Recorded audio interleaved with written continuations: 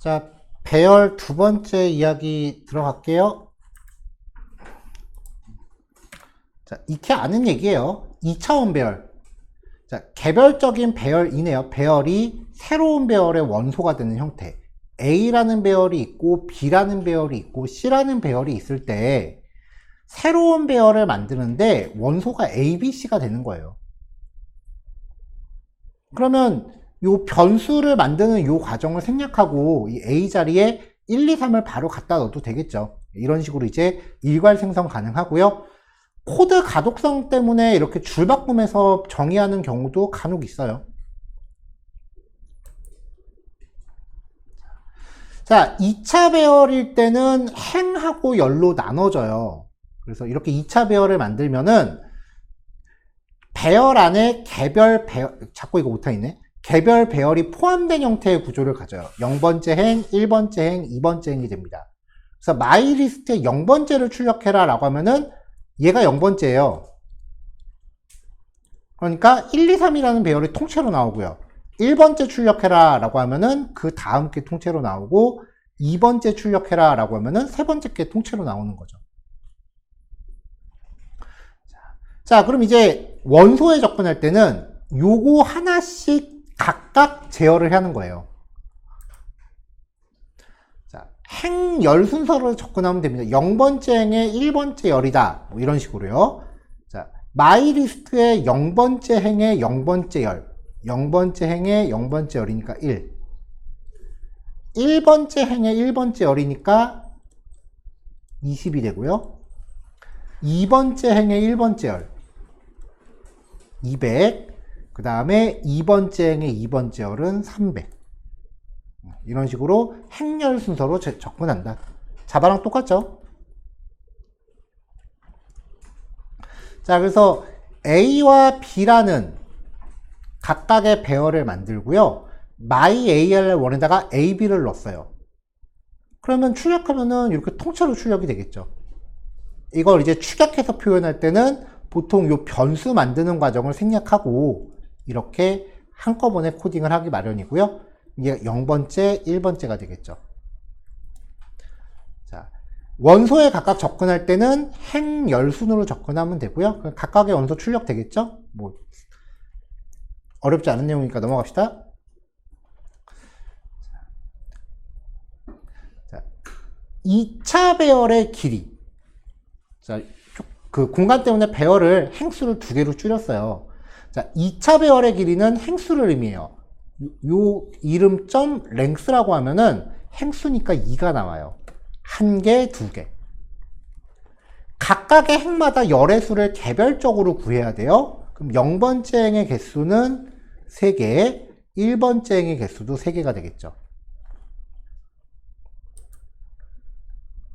자, 요걸 사용하면 이제 2차 배열의 탐색이 가능해져요. 자, 2차 배열 탐색은 중첩 반복문을 사용해야 되고요. 부모 반복문으로 배열을 행 단위로 먼저 탐색을 합니다. 자, 이렇게 myARR이 있을 때 myARR.length라고 하면은 하나, 두 개니까 2죠. 그래서 i의 변화량이 0부터 1까지 1씩 증가가 되니까 먼저 0번째 행, myARR의 0번째라고 하니까 처음에 요게 그 출력이 될 거고요. 그 다음에 1이 되면은 얘가 나오겠죠. 자, 이렇게 행 단위로 먼저 탐색을 한 다음에 요 안에서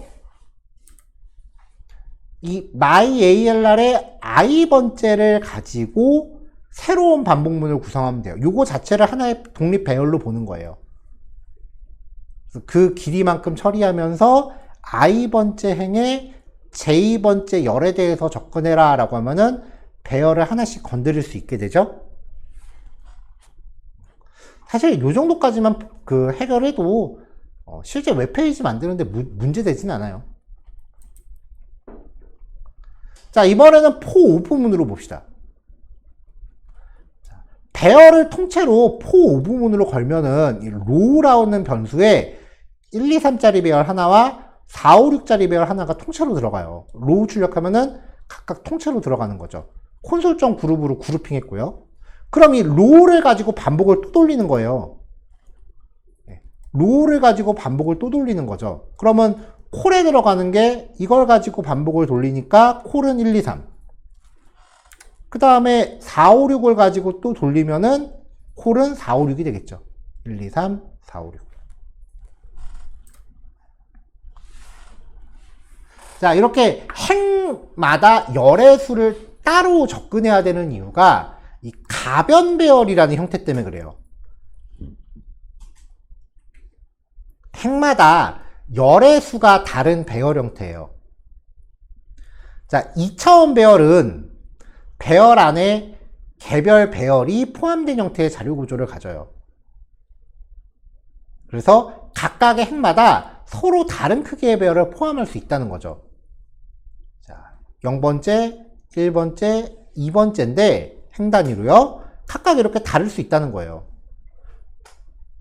그러면은 마이리스트의 랭스라고 하면은 행수니까 3이 나오는 거고, 각각의 행마다 길이를 측정하면 1개, 2개, 3개 이렇게 각각 길이가 다를 수 있기 때문에 반복 돌릴 때 행마다 열의 크기를 따로 측정을 해야 돼요. 이러지 말란 법은 없거든요. 자, 행마다 열의 수가 다른 배열 형태로 상품 목록을 표현해 볼게요. 카테고리, 사이즈, 색상, 가격. 근데 얘는 제조사, 그리고 소재가 같이 있는. 요런 식의 자료 구조가 되게 심한 데가 어디냐면은, 컴퓨터 사이트.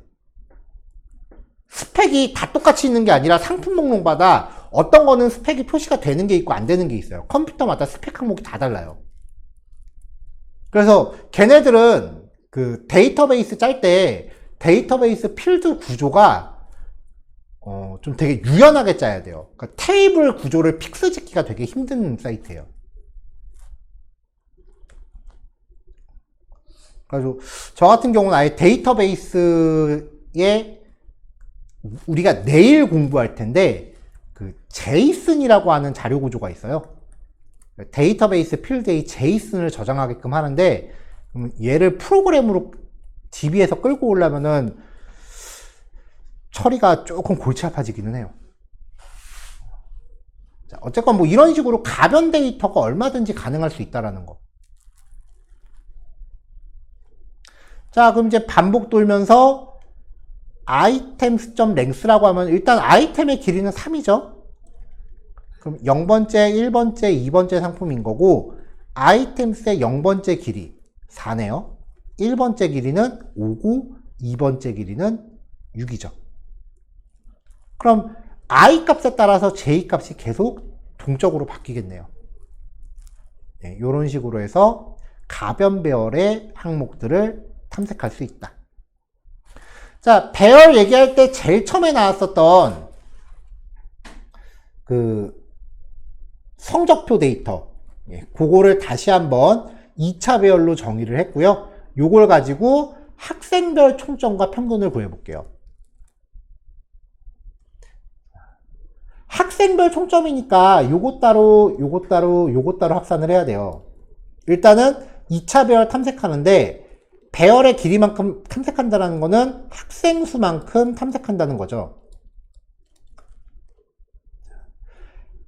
학생 개개인별로 합산을 따로 해야 되니까 학생 한 명에 대한 반복 단위마다 변수를 새로 초기화해 주면은 개인별 총점이 됩니다. 만약에 이 변수 초기화 위치가 여기가 됐다. 그러면 전체 총점이 되는 거예요. 여기다 놔야 한 명 합계 돌리고 그 다음에 0으로 리셋하고 다시 들어가죠. 자, 이렇게 해서 i번째 행에 대해서 길이만큼 반복을 돌리는데, 여기 보시면은 1부터 시작하고 있어요. 왜냐면은 0번째 항목은 학생 이름이니까 더해봐야 의미가 없잖아요. 합산을 낼 대상이 아니니까 시작 위치를 1부터 하고 있어요. 자, 이렇게 해서 그 썸 한 다음에 평균 낼 때도 길이 빼기 1로 합니다. 왜냐면은 이름은 과목수에서 제외해야죠. 요 배열에서 그냥 랭스라고 하면 이름까지 포함을 한 길이가 돼버리니까 길이에서 1 빼기 위해서 제외를 했고요. 자, 그래서 그레이드 i번째 0. 이름은 다 고정 위치니까요. 총점은 썸이고 평균은 avg다. 네, 이렇게 출력하면은 결과가 각각 나오겠죠. 자, 요거까지 하시면 되는데, 아까 제가 구조분해에서, 구조분해하는 그 케이스를 잠깐 제시했었는데, 여러분들 실습하시는 동안 걔를 좀 그래도 제대로 정리된 예제로 만들었어요. 요거는 실습하실 때 화면에 띄워 놓을 테니까 각자 따로 정리를 하시면 돼요. 4하고 2라는 파라미터를 받아서 A, B, C, D 4개의 결과값을 냈는데 이걸 한꺼번에 리턴하고 싶은 거야. 그러면 배열로 묶어서 리턴하면 돼요. 그러면 이제 밸류스한테 리턴되는 게 요 배열을 통째로 받는 거니까 밸류스에 0번째, 1번째, 2번째, 3번째 이렇게 접근을 한단 말이죠. 근데 이거를 애당초 분리해서 받으면 요 A 값이 M이 되고 N 값은 B가 되고 O는 C가 되고 P는 D가 된다. 그래서 애당초 이렇게 값을 여러 개를 분리해서 받을 수 있다예요. 자, 근데 이렇게 끝나면 함수가 좀 너무 원시적이에요. 자, 지금부터 이 함수 추격해 볼게요. 잘 따라오세요. 일단 A, B, C, D 변수를 굳이 만들 필요 없죠? 여기다 바로 때려 박으면 되잖아요. 그죠? 이렇게. 안 될 거 없잖아요. 연산 결과를 바로 배열로 묶으면 되지. 됐죠? 그럼 A, B, C 변수 필요 없죠? 자, 배열을 리절트에 담아서 리턴하느니 그냥 배열을 직접 리턴합시다. 화살표 함수로 바꿀게요. const calc는 화살표. 어라, 한 줄밖에 없네요? 아까 코드랑 똑같은 코드예요. 자바스크립트가 이게 굉장히 심해요. 코드 추격하는 게.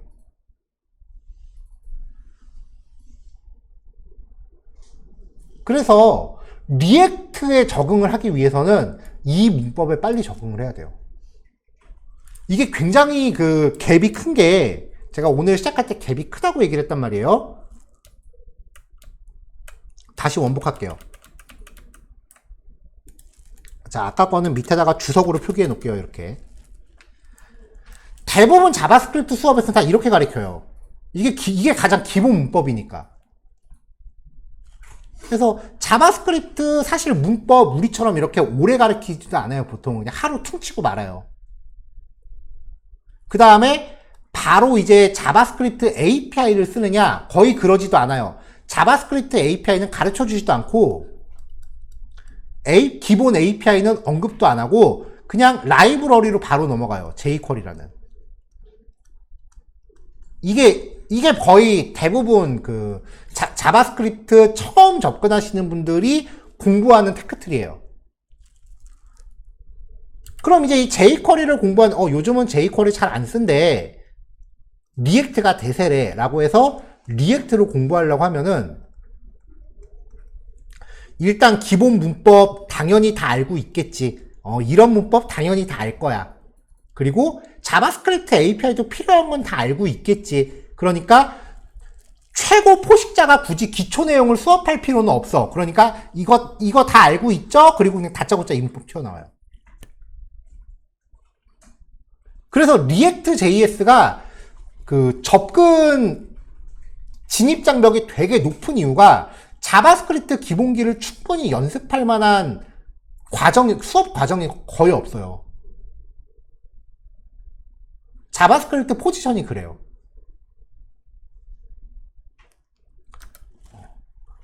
그래서 앞으로 이제 우리가 내일까지 딱 보고 나면은 자바스크립트 기본 문법 끝나고 그 다음부터 이제 API를 비롯해서 HTML에서 코딩하는 과정이 들어갈 텐데 앞으로 함수를 되게 많이 만들게 될 거예요. 그러면은 제가 틈 날 때마다 이 두 가지 스타일의 문법을 계속 비교해서 보여드릴 거예요.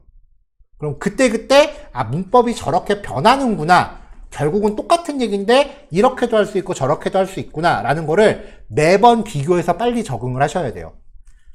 자바스크립트 코드가 유행에 굉장히 민감해요.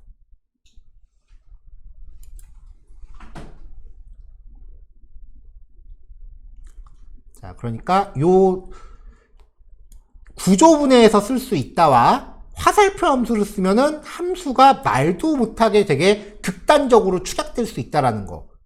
요 두 가지 잘 포인트 잡아서 요거 제가 화면에 띄워 놓을 테니까 요거까지 같이 정리해 놓으세요.